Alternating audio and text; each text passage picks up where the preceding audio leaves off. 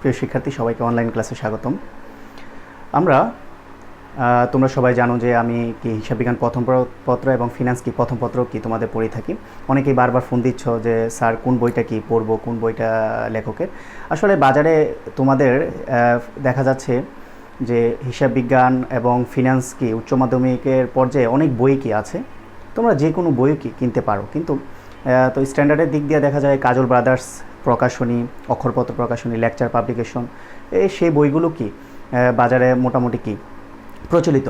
তো তোমরা আপাতত কাজল ব্রাদার্সের কি হিসাব বিজ্ঞান প্রথম পত্র এবং কি ফিনান্স প্রথম পত্র কি বইটা কিনতে পারো। তারপর আমরা কি আবার যখন করোনাকালীন সময় পর খুলবে তখন আমরা কি অন্য বইয়ের দিকে কি চিন্তা করবো। আপাতত কাজল ব্রাদার্স প্রকাশনী দুইটা বই কি কিনতে পারো, অন্য বই কিনতে পারো। দেখো বই সামনে থাকাটাই কি জরুরি। তো চলো আমাদের ক্লাসে এখন যে বিষয়টা সেটা হচ্ছে যে ফিনান্সের তৃতীয় অধ্যায় অর্থের সময় মূল্য। যারা গ্রুপ চেঞ্জ করো নাই, যারা প্রিভিয়াস ক্লাসে নবম দশম শ্রেণীতে তোমরা ব্যবসা শিক্ষার স্টুডেন্ট ছিল, তারা এই বিষয়টার সাথে কি একটু না একটু কি জানো। তো অর্থের সময় মূল্য, অর্থের সময় মূল্য বলতে আমরা কি বুঝি এইটা জানার আগে অর্থের মূল্য কি খেয়াল করে দেখো। কিছুদিন আগেও আলুর দাম ছিল 20 টাকা, এখন সেটার মূল্য দাঁড়িয়েছে 50 থেকে 60 টাকা। যেই আলুর দাম ছিল 50, এখন 60 বা কি 50। আলুর দাম ছিল যেটা 20। তাও তুমি আগে তোমার পকেটে 20 টাকা থাকলে 1 কেজি আলু কিনতে পারতাম, কিন্তু এখন 20 টাকা থাকলে তুমি আধা কেজির চাইতে কম আলু কিনতে হবে।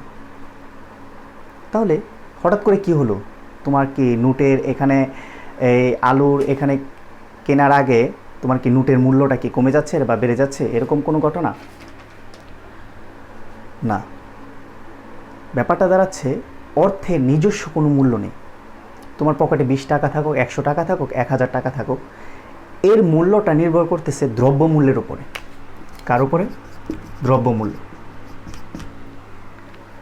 তুমি 100 টাকা পকেটে তোমার থাকলে তুমি এটার মূল্য নির্ধারণ করতে হবে বাজারে দ্রব্যের দাম কি রকম।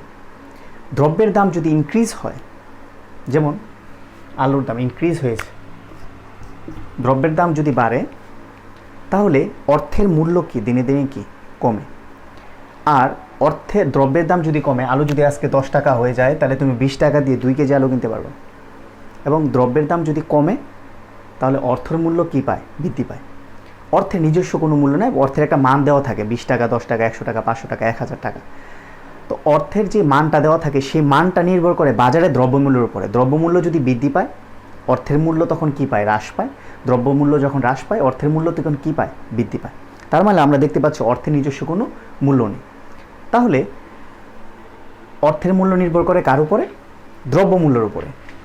এখন আসো অর্থের মূল্যের পর অর্থের সময় মূল্য। যে কোশ্চেনটা দাঁড়ায় অর্থের সময় মূল্য, সৃজনশীল কোশ্চেনে প্রায় এই কোশ্চেনটা থাকে। অর্থের সময় মূল্য বলতে আমরা কি বুঝি? আমি আগে বলছি অর্থের নিজস্ব কোনো মূল্য নেই, অর্থের মূল্য নির্ভর করে কার উপরে? দ্রব্যমূল্যের উপরে। তো দেখা যাচ্ছে তোমার দিনে দিনে দ্রব্যমূল্য কি হয়? চেঞ্জ হয়। মোটামুটি আমরা একটা স্বাভাবিকভাবে প্রক্রিয়া যদি ধরে নিই তাহলে আস্তে আস্তে দ্রব্যমূল্য ইনক্রিজ হয় কিছু কিছু করে। এই যে আজকে অর্থের যে মূল্য সময়ের পরিবর্তনের সাথে সাথে অর্থের মূল্যের যে পরিবর্তন হয় এটাকে বলা অর্থের সময় মূল্য। আমি আবার বলতেছি, বর্তমানে সময়ের যে মূল্য, অর্থের যে মূল্য সময়ের পরিবর্তনের সাথে সাথে অর্থের মূল্যের যে পরিবর্তন হয় তাকে বলা হয় কি? অর্থের সময় মূল্য। যেমন আজকে আমার পকেটে 1000 টাকা আছে, বাজারে ইনফ্লেশন রেট, যেটাকে ইনফ্লেশন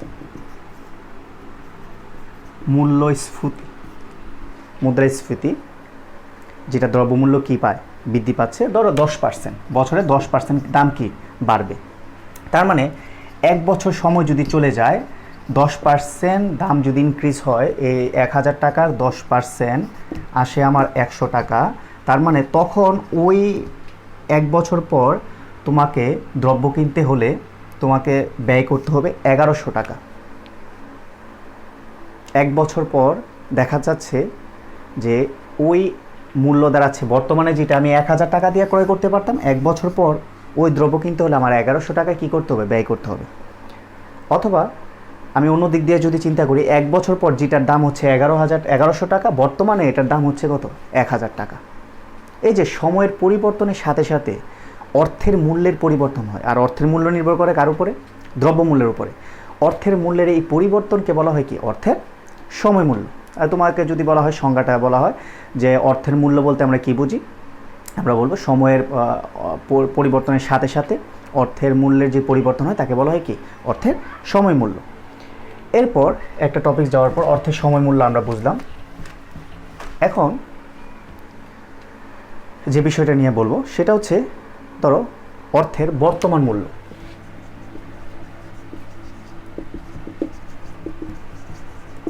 অর্থের বর্তমান মূল্য, মূল্য দুই প্রকার, একটা বর্তমান, একটা কি, ভবিষ্যৎ। খেয়াল করে দেখো, 1000 টাকা ইনফ্লেশন রেট বা বাজারে সুদের হার। তুমি যদি 1000 টাকা তোমার কাছে না রেখে তুমি যদি ব্যাংকে রাখো, ব্যাংক ধরো তোমাকে 10% কী দিবে, ইন্টারেস্টে দিবে। তার মানে 1 বছর পর তুমি ব্যাংক থেকে সুদ আসলে 10%, 100 টাকা, 1100 টাকা কি পাবা। এটা হচ্ছে বর্তমান, এটা হচ্ছে 1 বছর পর ভবিষ্যৎ। ইনফ্লেশন রেট বা সুদের রেট, সুদের হার হচ্ছে 10%। তাহলে অর্থের বর্তমান মূল্য কি, ভবিষ্যতে যে টাকা পাওয়া যাবে। তুমি যদি ব্যাংকে 1000 টাকা রাখো, ভবিষ্যতে কত পাওয়া, 1100 টাকা।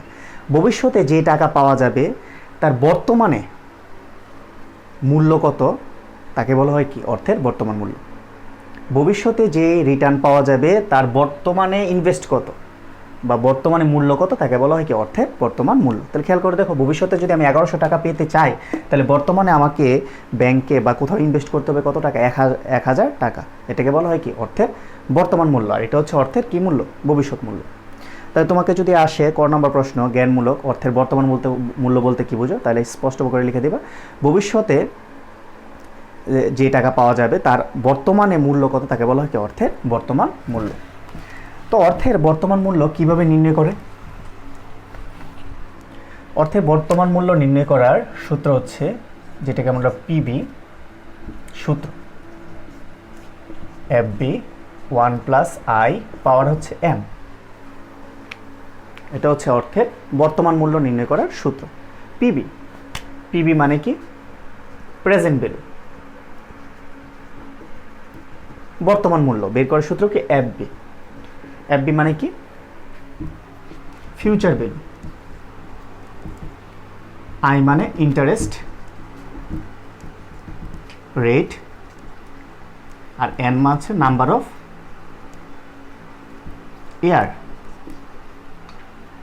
এন মানে হচ্ছে নাম্বার অফ ইয়ার। তাহলে দেখো, প্রেজেন্ট ভ্যালু বের করার যদি নর্মালি বছরে একবার সুদ হয়, চক্রবৃদ্ধি সুদ না, চক্রবৃদ্ধি ব্যাপারটা পরে আসতেছে। বছরে যদি ব্যাংক, তুমি যে জায়গায় ইনভেস্ট করেছো, ব্যাংক অথবা যে কোনো প্রতিষ্ঠান তোমাকে বছরে একবার সুদ দেয়, তাহলে তোমার সূত্র হচ্ছে পিবি মানে present value is FB 1+i power কি, এন।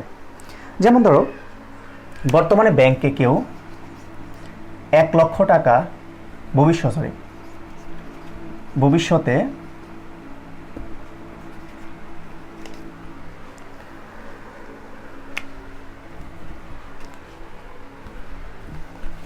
সাপোজ 5 বছর পর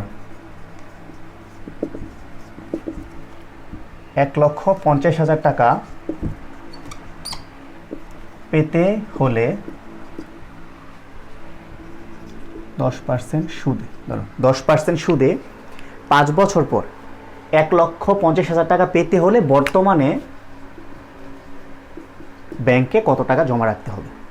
তুমি চাচ্ছ 5 বছর পর ব্যাংক থেকে 1,50,000 টাকা কি আসুক, ব্যাংক তোমাকে সুদ দিবে কয় পার্সেন্ট, 10%। 5 বছর পর 1,50,000 টাকা পেতে হলে বর্তমানে তোমাকে ব্যাংকে কত টাকা জমা রাখতে হবে।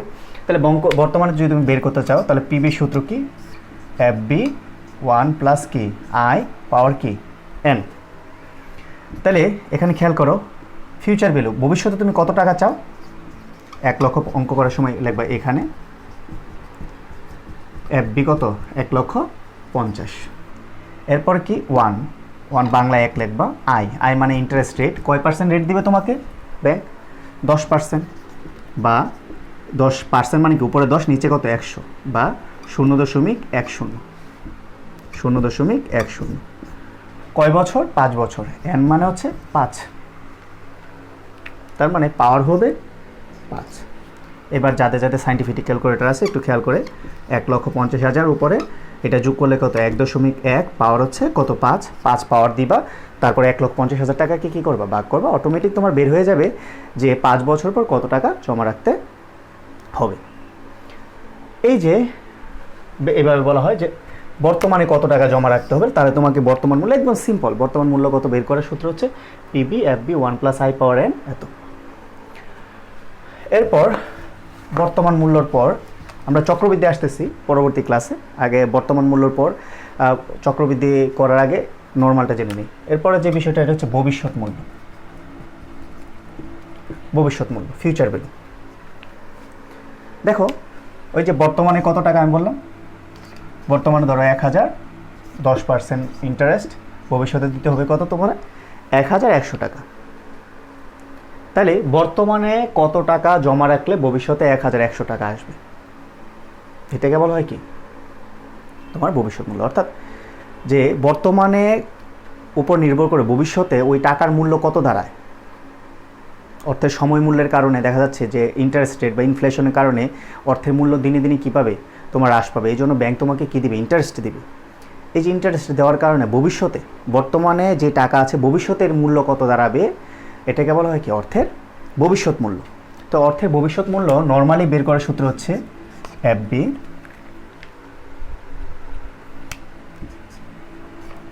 কালিটা একটু সমস্যা করছে, পিবি 1 + i পাওয়ার n। তো এফবি মানে হচ্ছে ফিউচার ভ্যালু, 1 পিবি মানে প্রেজেন্ট ভ্যালু, 1 1 + i মানে ইন্টারেস্ট, n মানে কি নাম্বার অফ ইয়ার। তো দেখো কীভাবে আমরা ফিউচার ভ্যালু বের করতে পারি। আমরা যদি গোড়ায় বলি অঙ্কটা, যে বর্তমানে 1 লক্ষ টাকা ব্যাংকে জমা রাখা হয়েছে 5% ইন্টারেস্টে, বা 10% ধরো 1 লক্ষ টাকা রাখা হয়েছে 10% ইন্টারেস্টে, 5 বছর পর ধরো 2 বছর পর কত টাকা পাওয়া যাবে। তাহলে প্রেজেন্ট ভ্যালু বর্তমানে আমি রেখেছি কত 1 লক্ষ, আই কয় পার্সেন্ট ইন্টারেস্ট 10%, তার মানে 0.10। আমরা যদি অঙ্কটা করি এখানে, যে বর্তমানে আমার প্রেজেন্ট ভ্যালু কত 1 লক্ষ, আই ইন্টারেস্টেড কয় পার্সেন্ট ধরো 10%, বা 0.10, কয় বছর পর ধরো number of year 2 years, n মানে 2, n হবে 2। তাহলে 1 লক্ষ 1.10 বা 1 যাই লেখে না কেন পাওয়ার 2, 1 লক্ষ, এটা যদি পাওয়ার করি 1.21 গুণ দাও,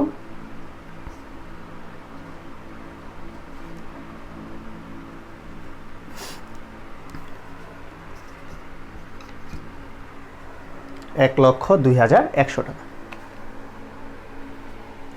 তার মানে বর্তমানে যদি তুমি 1 লক্ষ টাকা জমা রাখো ভবিষ্যতে এটার মূল্য দাঁড়াবে 1,02,100 টাকা। তাহলে আমরা দেখতে পাচ্ছি যে বর্তমান মূল্য এবং present value future value general একটা সহজ সূত্র আছে। নেক্সট ক্লাসে আমরা চক্রবৃদ্ধি সূত্র সম্পর্কে তার আলোচনা করব।